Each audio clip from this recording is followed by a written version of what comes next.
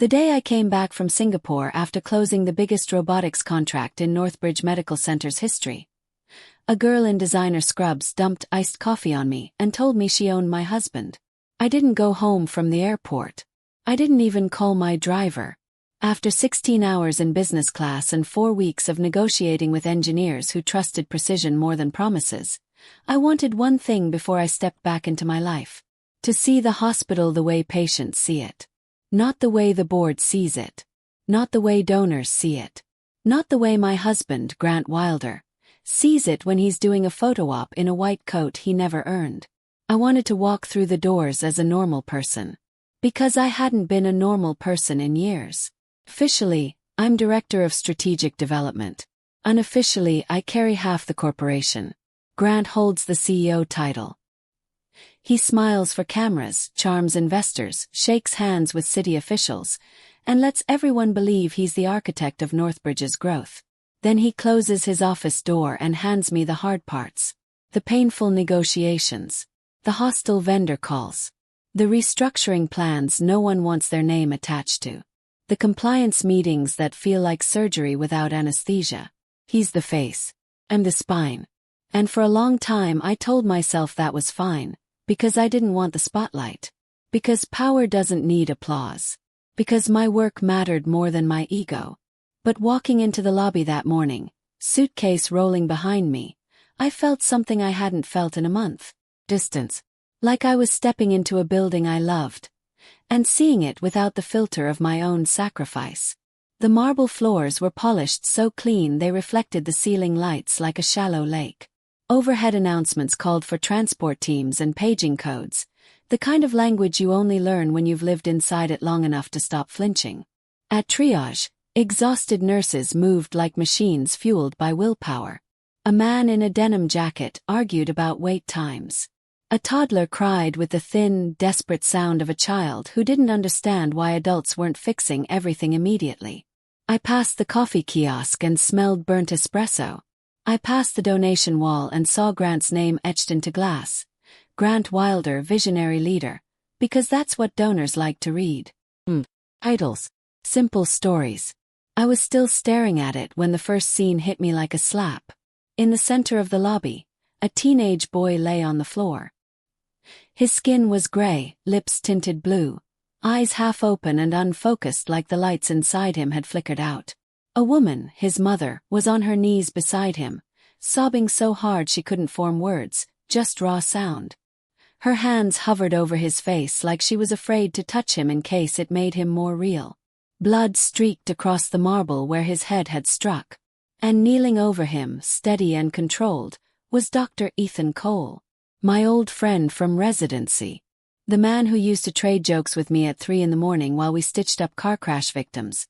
The only kind of humor that exists when you're exhausted and trying not to feel everything at once. Ethan's hands were locked in rhythm on the boy's chest. Compression. Release. Compression. A nurse counted under her breath. Another nurse was already preparing oxygen. Someone muttered, "Energy drinks and pills." He mixed it. Ethan didn't look up. He didn't perform. He didn't widen his eyes for drama or shout commands for attention. He just worked. "Stay with me," he said quietly, like the boy could hear him through whatever darkness he was slipping into.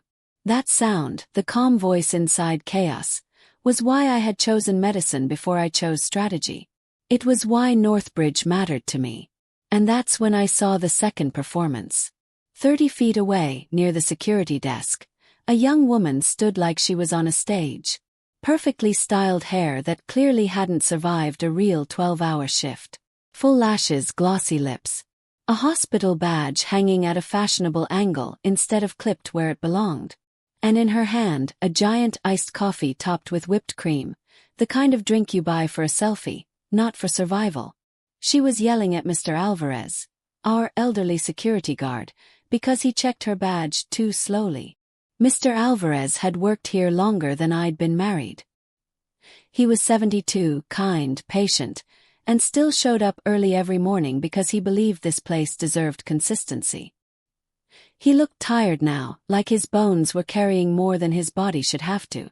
I'm just following protocol, ma'am, he said.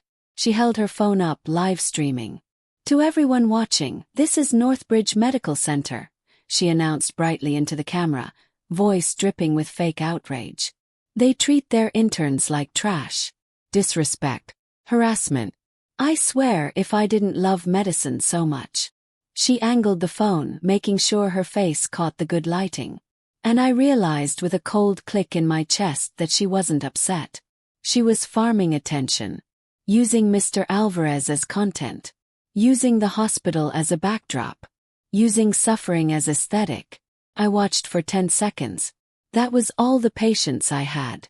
I walked over, suitcase rolling softly behind me, and I stopped at a polite distance. Close enough to be heard, far enough not to be threatening. Please stop filming, I said evenly. This is a hospital. People are in crisis. She turned the camera toward me instantly, smile sharpening like a blade. And who are you? She asked, voice sweet for her followers. Another random visitor policing women. I didn't give her my name. That would have made it about status, and I wanted it about decency. I'm asking you to lower your voice, I said. And respect staff. Her smile widened. Oh my God, she laughed into the stream. You guys look at this. Some middle-aged woman in a travel suit thinks she runs the place. Few people nearby snorted. Someone whispered. The kind of crowd reaction that happens when people want entertainment more than truth. I stayed calm. Camera down, I repeated. Voice down. This is not a stage. For a second, something flickered in her eyes. Calculation. Not surprise. Not embarrassment. A decision being made. Then she did it. Deliberate. Low. Controlled enough that no one could claim it was an accident. She lifted her iced coffee and tipped it forward onto my suit. Cold liquid soaked my shoulder, my sleeve, the front of my jacket. Ice cubes slid down the fabric and hit the marble floor with a soft clatter. The coffee smelled like sugar and humiliation. For a heartbeat, the entire lobby went silent. Even the overhead announcements felt distant. Even Ethan glanced up mid-CPR, eyes sharp, noticing the shift in the room. And then she switched. Her face crumpled into theatrical tears. She stumbled back like I'd pushed her. Oh my God, she cried into the camera. She grabbed me. She attacked me. Her voice rose, trembling with practiced victimhood. People who hadn't seen the motion turned quickly. Whispers began to bloom like mold. Did she? What happened? Who's that woman? I could feel the coffee dripping down my arm, sticky and cold. I could feel eyes on me, measuring me, deciding who to believe. The girl leaned closer, still crying for the stream, and she whispered through her fake sobs. You'll apologize. Her breath smelled like mint gum. My husband is Grant Wilder, the CEO. I say one word and you're banned from every hospital in this city. Something inside me went very quiet. Not anger. Not shock. Clarity. Like a door closing. Like a lock clicking into place. I looked down at the stain on my suit, then back at her phone, then at the security guard she'd been humiliating. And I made a choice. I wasn't going to argue with an audience that wanted drama. I wasn't going to scream. I wasn't going to defend myself like a guilty person. I lifted my own phone, turned on my speaker, and said loudly, calm enough that the words carried. She spilled coffee on me and claimed she was the CEO's wife, so I called him. Then I dialed Grant Wilder. Right there. In the lobby. On speaker. Rang twice. He answered in a whisper. The kind of whisper men use when they think control comes from sounding calm. Lauren. I'm in a meeting with city officials and investors. What is it? I didn't raise my voice. Come to the lobby, I said. Now. See how your wife works. Silence. And then I heard something I hadn't heard from Grant in years. Fear. Sharp inhale. Pause too long. His voice changed, dropping the executive polish like a mask sliding off. Lauren. You're already at the hospital. The girl's face went pale so fast it was almost comical. 'Cause she heard it too. The panic in his voice. The instant calculation of a man realizing the wrong person had walked into the wrong scene at the wrong time. She tried to recover, laughing nervously into her phone. Guys, she's staging this. She's crazy. This is what jealous women do. But Ethan had finished stabilizing the teenager. Paramedics took over. The mother clung to Ethan's arm, sobbing relief. Ethan pulled off his gloves and walked toward us, calm authority in every step. He didn't look at me like a rescuer. He looked at the situation like a physician looks at a symptom. He stopped in front of the girl and nodded toward the rules board behind her. "Can you read that aloud?" he asked. She blinked. "What?" "The policy about filming inside emergency intake areas," he said. His voice wasn't loud. "It didn't need to be." She scoffed. "I don't have to listen to you. You're just a hired doctor. Grant will fire you." Ethan's expression didn't change. "Brie Lawson isn't your real name," he said quietly. The air in the lobby shifted again. And this time the silence felt heavier. She froze. Ethan continued, calm as if he were reading vital signs. "I saw irregular paperwork in HR last week. Internship credentials tied to someone else's license ID. Flagged it. Someone pushed it through anyway." Her mouth opened and closed, panic making her stupid. Then she blurted the one thing she shouldn't have. "Grant said it would be handled." The lobby erupted. Phones lifted. People leaned in. The security guard's tired eyes widened. And in my ear, through the speaker, Grant's voice turned sharp. "Lauren, turn that off." I didn't. Because I wasn't angry anymore. I was awake. And I knew, with perfect cold certainty, that my husband had just walked himself into a trap he didn't even know existed yet. Grant was still on the speaker when the lobby started to buzz like a disturbed hive. "Lauren," he said sharply, abandoning the whisper. "Turn that off. Now." I didn't. I held the phone steady in my hand, coffee still dripping from my sleeve onto the marble floor. The stain was spreading, darker at the edges, like something blooming. "No," I said evenly. "You should probably come explain why your intern thinks she's your wife." Brie's breathing was fast now. Not theatrical. Real. "This is insane," she snapped, looking around at the growing crowd. "She's twisting everything." "Grant, tell them. Tell them I'm your wife." On the phone, there was a silence so heavy I could almost feel it pressing against my ear. Then Grant did something interesting. He didn't answer her. He said my name again. "Lauren, we can talk about this privately." That word, privately, which meant there was something to hide. I looked up and saw the elevator doors at the far end of the lobby opening. Grant stepped out before they had fully parted. His tie was crooked. His suit jacket unbuttoned. The polished executive composure he wore like armor was cracked. He saw me first. Then he saw Brie. And in that split second, I watched calculation flood his face. Brie ran to him. Actually ran. She grabbed his arm like it was a lifeline. "Tell them," she cried. "Tell them I'm your wife," and she attacked me. Every camera in the lobby turned toward him. Every whisper sharpened. Grant looked at her hand gripping his sleeve. And then he made the mistake that would cost him everything. He peeled her fingers off. Slowly. "I have no idea who this woman is," he said. The words fell flat against the marble. Brie stared at him, stunned. "What?" she whispered.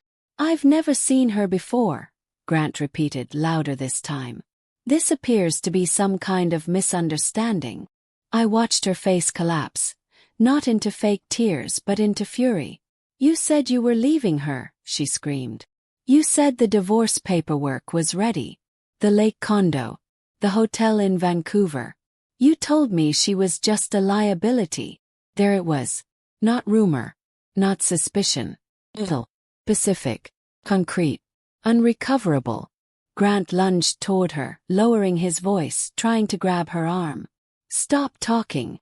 Ethan stepped between them again. Not aggressive. Just present. "Don't touch her," he said calmly. The authority in his voice wasn't corporate. It was moral. Brie's breathing turned ragged. "You promised," she spat at Grant. You said the board needed leverage on Lauren. That once they had enough, they'd push her out and you'd be untouchable. The board. I felt that word settle in my chest like a stone. Grant's mask cracked completely. "Shut up," he hissed. But it was too late. The crowd wasn't whispering anymore. They were recording. And that's when I saw Miles Carter walking through the main doors. My lawyer didn't rush. He never rushed. He wore a navy suit and carried nothing but a thin leather folder and a small black USB drive between his fingers like it was a cigarette. Behind him walked two people I recognized instantly. External compliance officers. Not internal HR. Independent audit. Grant saw them too. The color drained from his face. "This is unnecessary," Grant snapped, trying to regain volume. "Lauren, whatever this is, you're embarrassing the hospital." I finally stepped forward. Coffee stained. "No," I said quietly. "You did that." Miles stopped beside me. "Good afternoon," he said mildly, as if we were at a luncheon. "Grant." Grant swallowed. "You can't just storm in here with auditors." Miles lifted the USB drive slightly. "We didn't storm in," he said. "The compliance trigger activated automatically." Grant froze. And I knew he had forgotten. Or worse. He had never bothered to understand. My father had built Northbridge with surgical precision. Before he died, he had embedded one clause into the governance framework. If the CEO initiated unauthorized transfers above a certain threshold, if vendor payments were delayed without board disclosure, if restricted areas were accessed outside logged parameters, external audit would activate without warning. Singapore. The robotics contract. The unpaid supplier invoices. The after-hours admin logins. All of it had crossed the threshold. Grant's eyes flicked to me. "You did this." I shook my head once. "You did." Miles opened the leather folder and handed a single sheet to the compliance officer. "Preliminary findings include attempted diversion of capital allocated for the Singapore robotics acquisition," he said calmly.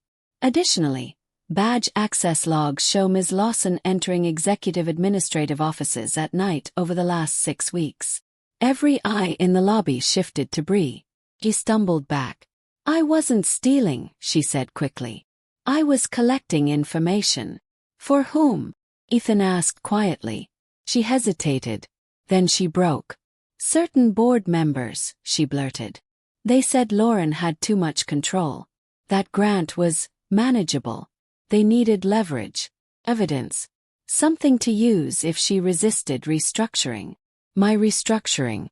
The robotics deal. The new compliance layers I had been negotiating overseas. They hadn't wanted innovation. They wanted control. "And the scandal?" I asked, my voice still steady. Bree looked at me with something like desperation. "It was supposed to happen later," she said. "After the next funding round. I was supposed to look like the victim. Grant would look compromised. The board would step in to stabilize leadership." She let out a shaky laugh. "But you came home early." Grant looked like he might collapse. "This is fabrication," he said weakly. "She's lying to save herself." Bree turned on him. "You said you'd protect me." The lobby felt smaller now. Like the air had thickened. I stepped up onto the low reception platform so everyone could see me clearly. Not dramatic, just visible. My suit was still stained. My hair slightly disheveled from travel. But my voice did not shake. "Effective immediately," I said, projecting without raising my volume. "Grant Wilder is suspended from his position as CEO of Northbridge Medical Center pending criminal and financial investigation." A collective intake of breath rippled through the crowd. Grant stared at me like he didn't recognize me. "You can't do that." "I can," I replied. "Because the majority voting shares you've been pretending don't exist are still in my name." And for the first time since I walked into that lobby, Grant understood that the woman standing in front of him wasn't just his wife. She was his mistake. Grant's mouth opened, but no sound came out. That was the first time in our 12-year marriage that I had ever seen him speechless. He looked around the lobby as if expecting someone to step in and reframe reality for him. Board member, an assistant, PR director. No one moved. The compliance officers were already speaking quietly to hospital security. Not aggressively, procedurally. Mr. Wilder, one of them said, we'll need access to your office immediately. Grant straightened instinctively. Reflex. Posture. You're overstepping, he snapped. This is a misunderstanding triggered by manipulated data. I watched him carefully. He wasn't shocked about the audit. He was shocked it had activated without him knowing. You authorized 3 capital transfers from the Singapore Equipment Fund, Miles said calmly. None of which reached the supplier. Grant's eyes flicked toward me again. You handled Singapore, he said. You were there. Yes, I replied. And they informed me this morning that payment confirmation never cleared. I hadn't confronted him on the call from Changi Airport. I had waited, because I wanted to see how he behaved when he didn't know I was watching. Now I knew. Bree's breathing was uneven. She looked smaller without her performance. They said it was temporary, she muttered. Just moving liquidity before the quarterly review. The compliance officer turned to her. Who said that? She hesitated. Grant's jaw tightened. And in that second, I saw something colder than betrayal. I saw fear of exposure. Not for the affair, not for the humiliation, but for money. For structure. For power shifting. I want legal counsel, Grant said. You have it, Miles replied mildly. Just not the kind you're used to controlling. A small ripple of restrained laughter passed through the staff who had gathered. Grant heard it. And it rattled him more than anything else. Public perception had always been his oxygen. Ethan stepped beside me, not touching me, just anchoring the space. The boy's stable, he said quietly. He'll recover. It was an odd moment for that information. But it grounded me. Life was still being saved in this building. While my marriage was collapsing in the lobby. Bree suddenly stepped forward again, eyes wild. You're all pretending she's innocent, she said, pointing at me. She knew. She always knows everything. That's the problem. The board hates that she knows more than they do. That landed. There it was. Not jealousy. Not romance. Control. Grant finally spoke again, but his voice had lost its volume. This was strategic reallocation, he insisted. Bridge financing. Everyone does it. Without disclosure. Miles asked. Grant didn't answer. The compliance officer checked his tablet. There are also late-night badge entries tied to Ms. Lawson into executive accounting. Bree swallowed. Grant closed his eyes briefly. And that told me more than any confession. He had let her in. Not because he loved her. 'Cause she was useful. Distraction. Lever. Maybe even insurance against me. You said it was harmless, Bree whispered to him. You said she'd never find out. I stepped down from the platform. Slowly. Deliberately. Grant, I said, and my voice wasn't angry. It was almost gentle. You underestimated the wrong person. His eyes snapped to mine. You're blowing up your own hospital. No, I replied. I'm cleaning it. Security approached him. Not forcefully but firmly. Sir, we need you to come with us. The humiliation finally registered. The cameras. The nurses watching.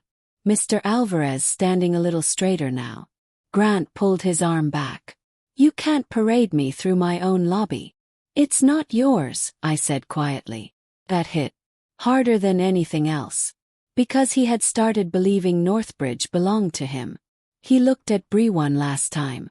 And for the first time there was no calculation in his expression. Only blame. You talk too much. She let out a hollow laugh. You promised too much. The compliance officers escorted him toward the elevators. Not in handcuffs. Not yet. But stripped of authority. And that was worse. The lobby slowly exhaled. Conversations restarted in low waves. Phones buzzed with uploaded clips. I turned to Monica Reyes, who had arrived during the chaos and stood silently observing. Emergency board meeting, I said. 30 minutes. She nodded once. No shock. No drama. She had been ready for years. Bree tried to edge toward the exit again. Miles gently stepped in front of her. Not yet. I didn't steal anything, she said quickly. You accessed financial systems under false credentials, he replied. That's participation. Her shoulders sagged. For the first time she looked young. Not powerful. Not glamorous. Just reckless. Ethan handed her a small white card. A legal aid clinic, he said. If you cooperate, you might reduce damage. She stared at it. Why are you helping me? She asked bitterly. Because destroying you doesn't fix the system, he said.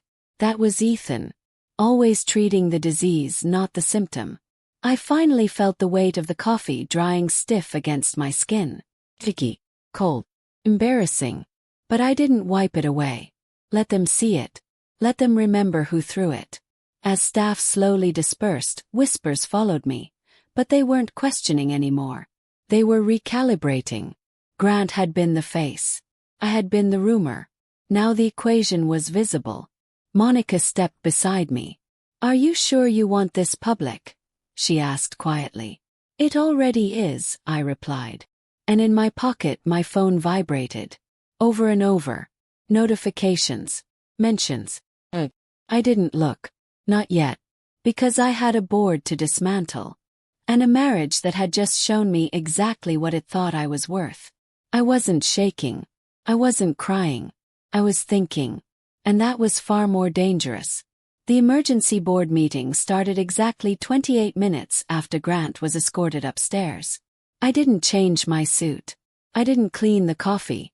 I walked into that glass conference room exactly as I had stood in the lobby. Stained, calm, visible. 8 board members were already seated. 2 avoided my eyes. 1 looked irritated. 1 looked afraid. Monica took the seat to my right. Miles stood behind me, silent, observant. Grant's chair was empty. Now. I didn't sit at first. I let the silence stretch. You've all seen the lobby footage by now, I said evenly. One of them, Thomas Riddick, cleared his throat. This is a reputational disaster. No, I corrected. Fraud is a disaster. Exposure is treatment. Another member leaned forward. Lauren, if this is about marital issues. It isn't, I said. And if you think it is, you're part of the problem. I placed a thin folder on the table. Inside were summaries. Not emotional accusations. Not drama. Numbers. Transfer timestamps. Delayed vendor payments. Badge access logs tied to Bree's falsified credentials.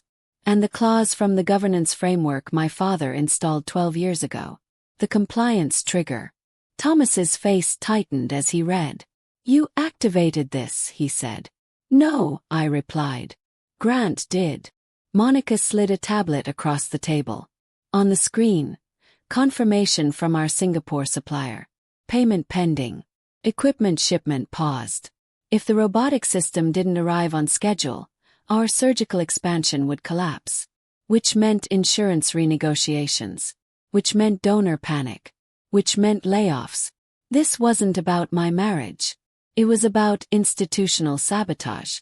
Bridge financing, one board member muttered weakly. Into which account? Yes. Silence. Miles stepped forward then, finally speaking. We have preliminary evidence suggesting funds were rerouted through a shell consulting entity registered 3 months ago. I watched their faces. 2 of them flinched. There it was.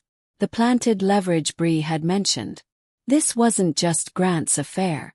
It was a power shift attempt. They thought he was controllable. They thought I was not.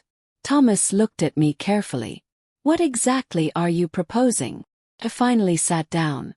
Immediate suspension of Grant Wilder. Full external audit cooperation. Public disclosure before rumor defines the narrative. Murmurs. And leadership?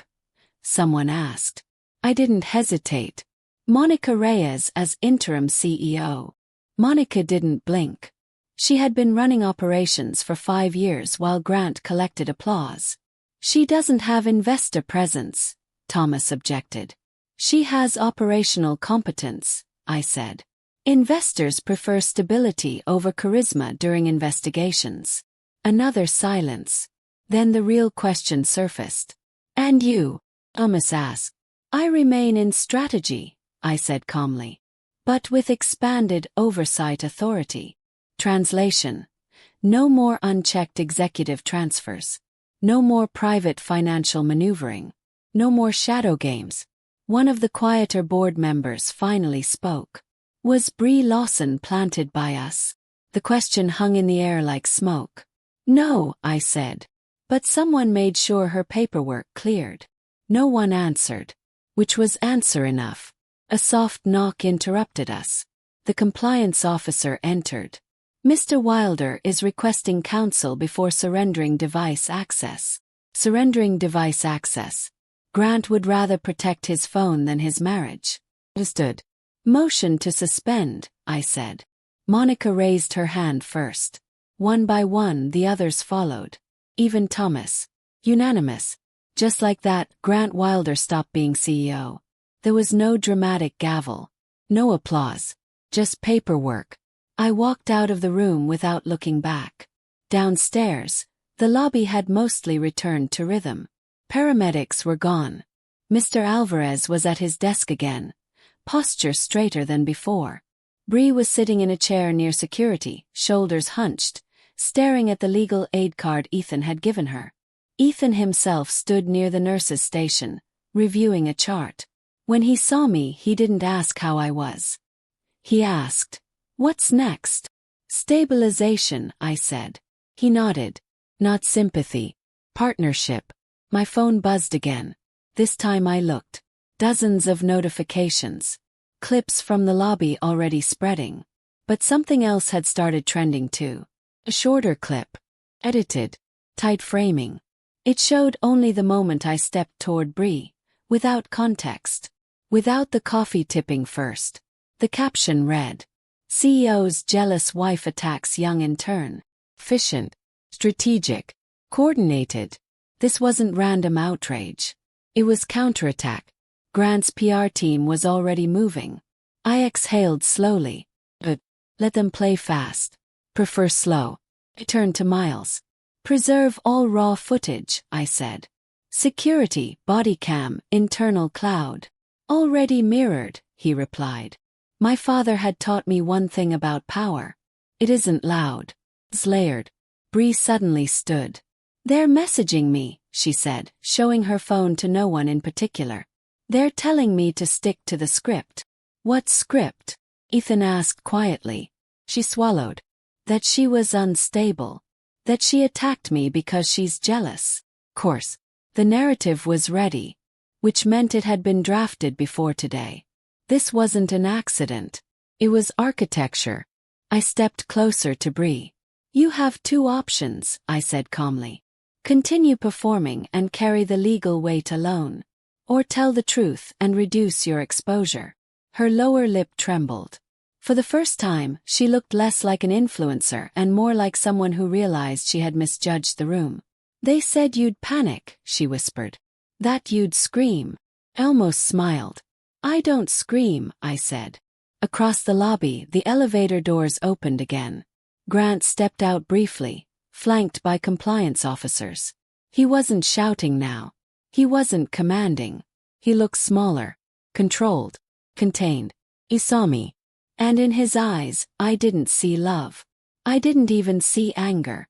I saw something worse. He finally understood that I had never been standing behind him. I had been standing beside him. And now I wasn't. He was escorted past us toward a private exit. No applause. No cheering. Just consequence. My phone buzzed again. The edited video was gaining traction. Millions of views in under an hour. I looked at Monica. Schedule a press conference, I said. She raised an eyebrow. Tonight. Tonight. Because if they wanted performance, I would give them truth. And truth, when delivered correctly, is far more devastating than scandal. By 6 p.m., the narrative had already split in two. Inside the hospital, people had seen what happened. Outside, the internet had decided something else entirely. The edited clip was efficient, clean, dangerous. It began with me stepping toward Bree. Cut out the coffee tipping forward. Cut out her whisper. Cut out the speakerphone call. The caption read, "Jealous executive wife assaults young intern after discovering husband moved on." Grant's PR team moved fast. They always had. Within an hour, 3 lifestyle bloggers had reposted it. By 7, a local political commentator had framed it as corporate abuse of power. By 8, anonymous accounts were hinting at an affair between me and Ethan. Efficient, predictable, almost boring. I stood in my office overlooking the surgical wing, watching the sky dim over Seattle. Monica stepped in without knocking. "Press is gathering downstairs," she said. "You sure about this?" "Yes. You could wait for legal clearance." "If I wait," I said calmly, "the lie stabilizes." She studied me for a moment. "You don't look angry." "I'm not." And that was the truth. Anger is reactive. This was structural. Miles entered a moment later, tablet in hand. "All raw footage mirrored to 3 external servers," he said. "Security cam, lobby angle, close range, and Alvarez's body cam. Chain of custody. Documented." Grant's team. Yes. Requesting emergency injunction to prevent internal data release. Course they were. Because they assumed I would panic and post impulsively. They didn't understand something fundamental about me. I never move without redundancy. Insurance cloud. Yes. Miles gave a small nod. Independent storage under compliance protocol. Activated the moment the audit triggered. Because that clause had one additional feature. If executive misconduct reached a reputational risk threshold, evidence could be released under institutional protection, not personal retaliation. My father had believed in safeguards. He had not believed in trust. At 8:12 p.m., I walked to the podium in the hospital's media room. Cameras flashed instantly. Microphones angled upward. The same reporters who once praised Grant's visionary leadership now looked hungry. I didn't bring notes. I didn't bring emotion. I brought sequence. "Good evening," I began. "My name is Lauren Pierce. I am Director of Strategic Development at Northbridge Medical Center and majority voting shareholder." That alone shifted the room. Titles matter, but ownership matters more. Earlier today, an incident occurred in our lobby involving an individual operating under falsified credentials and our current suspended CEO, Grant Wilder. Murmurs. Flashbulbs. Continued. This incident has been partially circulated online in edited form. I stepped aside slightly. The screen behind me lit up. Northbridge maintains independent security storage as part of our institutional insurance compliance. What you are about to see is the unedited footage. No commentary. No dramatics. Just video. The full sequence. Bree lifting the coffee. The deliberate tilt. The whisper, faint but audible when amplified. "My husband is Grant Wilder." The speakerphone call. Grant's voice changing. Ethan stepping in. The admission about paperwork. Bree blurting out. "Grant said it would be handled." The room went completely silent. No one breathed. Because truth, when shown without interruption, doesn't need volume. When the footage ended, I stepped back to the podium. "I did not release this as retaliation," I said calmly. "I released it because institutions cannot function on edited narratives." A reporter raised her hand immediately. "Are you alleging financial misconduct?" "I am confirming it," I replied. Another question. "Is your marriage over?" That one almost made me smile. "My marriage," I said evenly, "is legally separate from the hospital's governance. However, both are undergoing review." Few restrained laughs. Control the tone. Never defensive. Miles stepped forward briefly and confirmed external audit involvement. No speculation. Just process. Then I delivered the final line. Northbridge Medical Center will not be destabilized by personal betrayal or political maneuvering. Leadership is not performance. It is responsibility. The press conference lasted 12 minutes. Short enough to prevent chaos. Long enough to anchor truth. When I stepped off the stage, my phone exploded again. But this time the momentum had shifted. Full footage was spreading faster than the edited clip. Medical professionals began posting support. Nurses who had witnessed the incident commented. Even Mr. Alvarez's granddaughter uploaded his body cam segment. The edited narrative started to fracture. By midnight the hashtag had flipped. Not against me. Against Grant. But victory online is shallow. Real damage was happening elsewhere. At 12:37 a.m., Miles called me back into the office. "They've moved money offshore," he said quietly. "How much?" "Preliminary trace suggests 7 figures." I absorbed that without flinching. "Before suspension." "Yes." Which meant premeditated exit planning. Not emotional reaction. Preparation. He hadn't just been having an affair. He had been building escape routes. I walked to the window again. Seattle lights blinking below like a nervous system. "Freeze personal assets," I said. "Already filed." "Divorce petition." "Drafted." He nodded. There it was. The real beginning. Not the coffee. Not the lobby. Not even the audit. But the realization that my husband had been planning an exit while standing beside me at donor galas. Ethan texted once. "You handled that with surgical precision." I replied only. Stabilization first. Because romance, if it ever existed, would not be built on rubble. Downstairs, hospital operations continued like nothing had happened. Patients still needed care. Surgeries were still scheduled. Life did not pause for betrayal. And that was the grounding truth.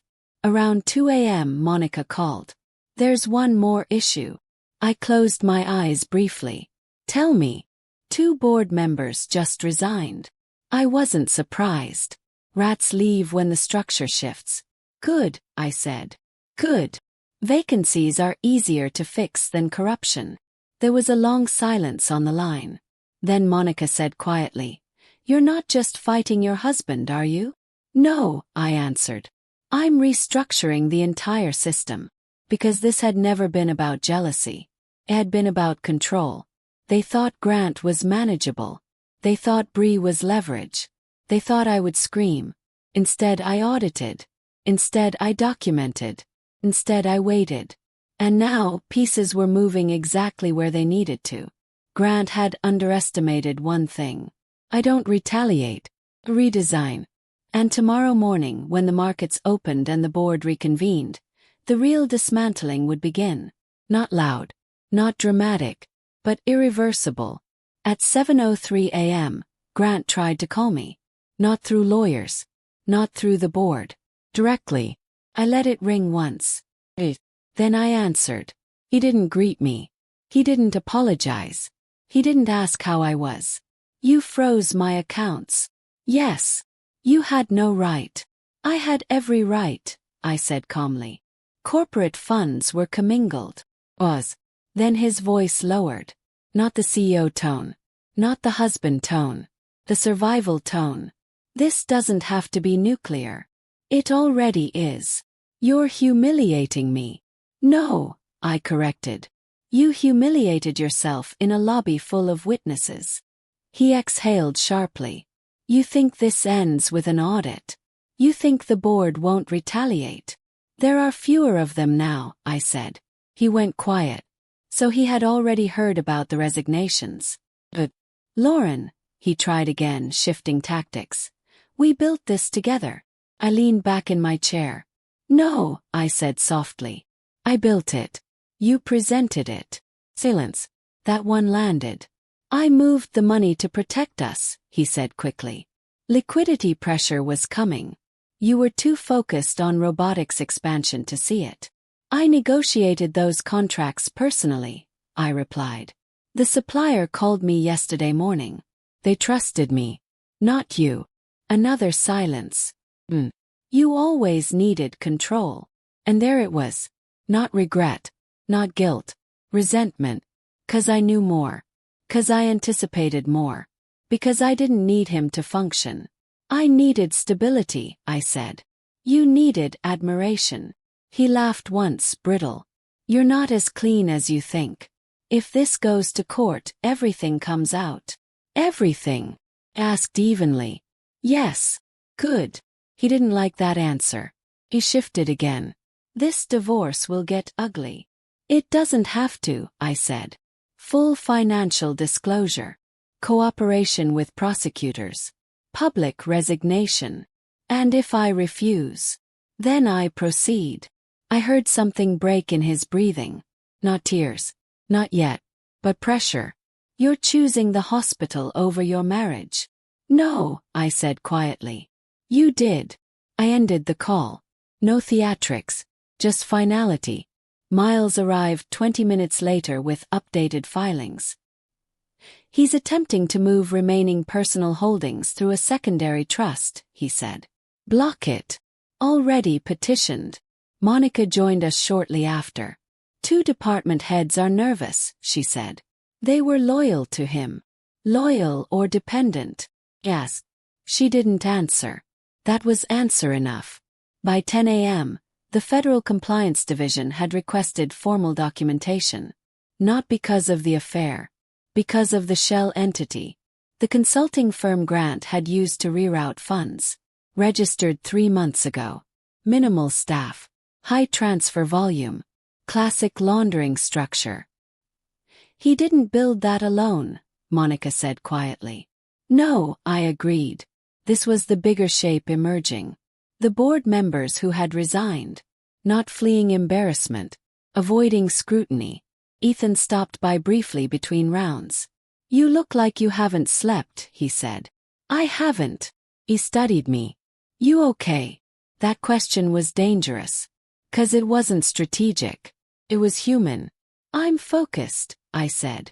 He didn't push. But before he left, he said something that stayed with me.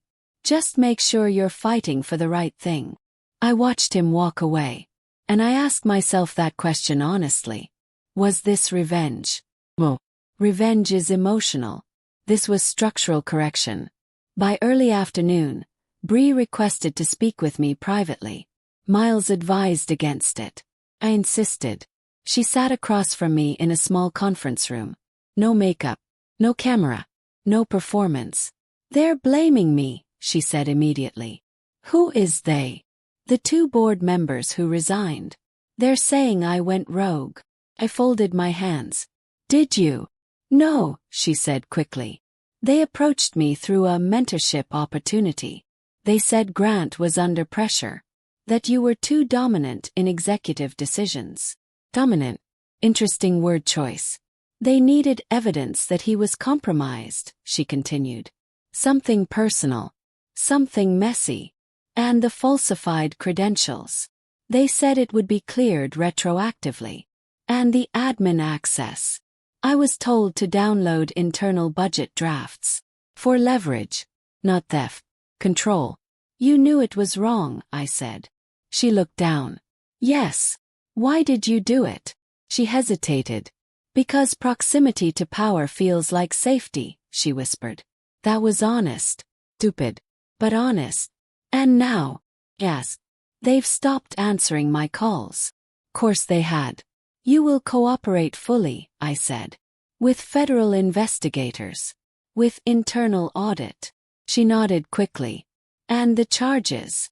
That depends on how useful your testimony is. She swallowed. I never meant for it to explode like that. You meant for it to explode later, I corrected. She didn't argue. When she left the room, I felt no triumph. Just clarity. Grant hadn't just cheated. He had participated in a governance manipulation attempt. And when it failed, he tried to abandon the accomplice. That told me exactly who he was. At 4:17 p.m., federal investigators arrived. Not dramatic. Not televised. 2 agents in plain suits. They requested access to executive financial logs. Grant's office was sealed. his devices confiscated, his executive privileges formally revoked. By evening, the story had shifted again online. From scandal to corruption. The edited clip had almost disappeared under a flood of financial analysis threads. And yet, the divorce filing still sat unsigned on my desk. 12 years. Reduced to documentation. I stared at the signature line longer than I expected. Not because I loved him, but because I had loved the version of him I believed existed. That man never walked into the lobby yesterday. This one did. Picked up the pen. No shaking. No tears. Just ink. Because this wasn't about humiliation. It was about removal. And the real dismantling had only just begun. The federal investigation did not explode. Tightened. Quietly. Precisely. Within 48 hours, subpoenas went out to 3 financial institutions tied to the Shell consulting entity Grant had used. By the end of the week, investigators had traced layered transfers, not just diverted robotics funds, but discretionary reserves that had been sitting untouched for years. He hadn't just been planning liquidity. He had been building an exit. And not alone. Monica and I stood in the operations war room late Friday evening, screens glowing with audit dashboards. 2 more irregular approvals, she said, pointing to timestamps. Both signed digitally by Grant. Both routed through temporary vendor codes. Ghost vendors, I said. She nodded. That requires internal override. Yes, I replied. Which means cooperation. Not suspicion anymore. Confirmation. Meanwhile, Grant's legal team shifted strategy. No longer denying transfers. Now reframing them as strategic defensive measures taken in anticipation of hostile takeover conditions. Hostile takeover. Interesting phrasing. I requested a forensic review of board communications from the past 6 months. The response came faster than expected. Encrypted messaging threads. Private dinners. Off-calendar meetings. 2 former board members discussing containment of my influence over capital allocation. One message stood out. If Grant destabilizes publicly, we step in as saviors. I read it twice. They hadn't planned to remove him. They had planned to use him. And then discard him. He wasn't the architect. He was the instrument. That night, Grant requested a formal meeting. Not through lawyers. Through a mutual contact on the board who hadn't resigned. I agreed. But not alone. Miles sat beside me. The meeting took place in a neutral conference room downtown. Grant looked tired. Not dramatically broken. Just worn thin. He didn't try charm.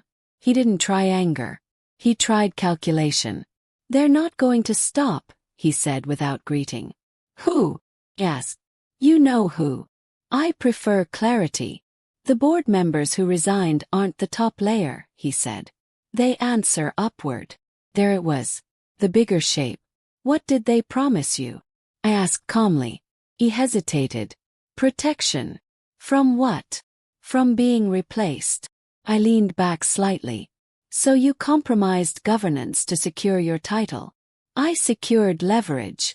You secured exposure, I corrected. His jaw tightened.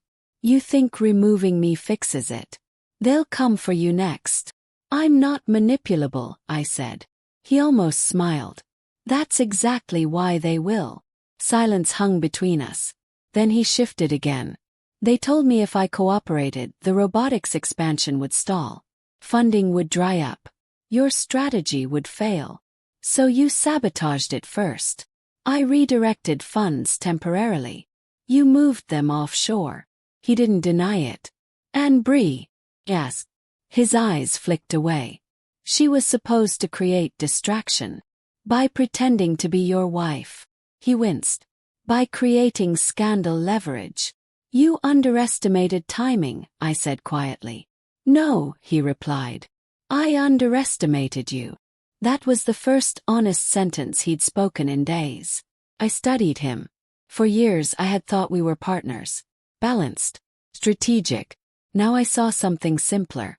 He feared irrelevance more than he valued integrity. You have one chance left, I said evenly. Full cooperation. Name every individual above you in the structure. Provide documentation. Testify. And you. I proceed. His shoulders slumped slightly. If I cooperate, I go to prison. If you don't, you still might. He laughed once, hollow. You're colder than they warned me. I'm consistent, I said. He looked at me carefully. Did you ever love me? The question felt misplaced. Yes, I answered honestly. But I never loved incompetence. That hurt him more than anger would have. He stood. I'll consider cooperation. Do it quickly, Miles said calmly. Prosecutors move fast when narratives turn public. When Grant left, I felt something unfamiliar. Not victory. Not grief. Relief. The illusion was gone. By Sunday morning, federal investigators uncovered layered donor fund manipulations connected to the same shell entity. This was no longer just internal fraud. It was criminal conspiracy tied to healthcare funding. The media shifted again. Not scandal. Not affair. Federal probe. Northbridge stock dipped briefly, then stabilized after Monica's interim leadership announcement gained investor confidence. Monday afternoon, Grant's attorney contacted us. Conditional cooperation. Limited immunity in exchange for testimony against higher-level financial architects. He had chosen survival. Predictable. Bree submitted her statement the same day. Encrypted account references. The two resigned board members were formally subpoenaed within hours. And for the first time since the coffee hit my suit, I allowed myself to sit alone in my office without a screen glowing in front of me. Seattle rain streaked down the glass. I replayed the week in my mind. Lobby. The whisper. The fear in Grant's voice. The board vote. The press conference. The asset freeze. I had not screamed. Had not chased. I had not retaliated impulsively. I had documented, activated, replaced. And in doing so, I had done something more dangerous than revenge. I had removed the illusion that power was charismatic. It was procedural. Ethan knocked lightly and stepped in. Federal agents just left, he said. They're confident. Good. He watched me for a moment. You look different. I am. He hesitated. I need to say something, and I need to say it carefully. I didn't stop him. I've loved you for years, he said quietly. Not in a way that demanded anything. Just steadily. My breath didn't catch. 'Cause I had known. I never acted on it, he continued. Because you were married. And because integrity matters to me. Yes, I said softly. It does. I'm not asking for anything, he added. Not now. Not soon. I just needed you to know that what you did this week, that strength, wasn't about revenge. It was about who you are. I held his gaze. Time, I said. He nodded. No pressure. When he left, I stood by the window again. Grant would likely cooperate. The board would fracture. Federal charges would follow. Divorce proceedings would finalize. Assets would be divided, though most of what mattered was already secured. Northbridge would survive. And I would remain. Not as someone's wife. Not as someone's shadow. But as the structure itself. I didn't destroy him. He destabilized himself. I simply refused to fall with him. And in the end, that was the only revenge that ever mattered. The first indictment came 3 weeks later. Not dramatic. Not televised with flashing sirens. Just a formal federal filing listing financial conspiracy, wire fraud, and obstruction tied to healthcare funding allocations. Grant cooperated. Partially. Enough to reduce his exposure. Not enough to escape it. 2 former board members were charged within days. Asset seizures followed. Counts frozen. Properties flagged. The shell consulting entity dissolved overnight. It turned out the structure above them wasn't some cinematic secret society. It was simpler. A network of executives who believed healthcare funding was flexible if routed quietly enough. Grant had been useful because he wanted to be admired. They had offered admiration. In exchange for compliance. In court, he didn't look powerful. He looked ordinary. Gray suit, lowered eyes, measured answers. When asked whether he authorized the diversion of robotics funds, he said, yes.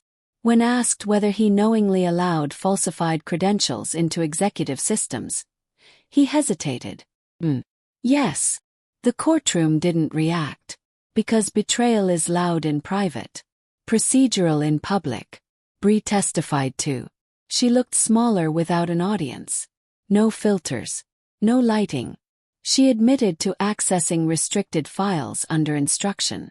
Admitted to participating in a planned reputational manipulation campaign. Admitted she expected protection. She didn't get prison. She received probation, financial penalties, and mandatory cooperation. Useful witnesses are rarely destroyed. Grant's sentencing came quietly. Reduced term in exchange for testimony. Financial restitution required. Executive ban from healthcare governance. Divorce finalized the same week. No dramatic custody battle. No screaming across marble hallways. Just signatures. Division of assets. My majority share remained untouched. His personal holdings, what remained, were heavily diminished. The lake condo Bree mentioned. Liquidated. The offshore accounts. Repatriated under federal order. The Four Seasons suite receipts. Entered into evidence as proof of concealed spending. Public humiliation wasn't cinematic. It was administrative. The press cycle burned bright for a month. Then it moved on. It always does. Northbridge stabilized faster than analysts predicted. Monica's leadership brought operational efficiency investors respected. We restructured compliance protocols. Installed multi-signature authorization for capital transfers. Expanded transparency reporting. Not because we were afraid. 'Cause we had learned. The robotics equipment from Singapore finally arrived. I stood in the surgical wing the day the first system was installed. Quietly. No cameras. Just engineers calibrating instruments. Precision replacing chaos. Ethan joined me there.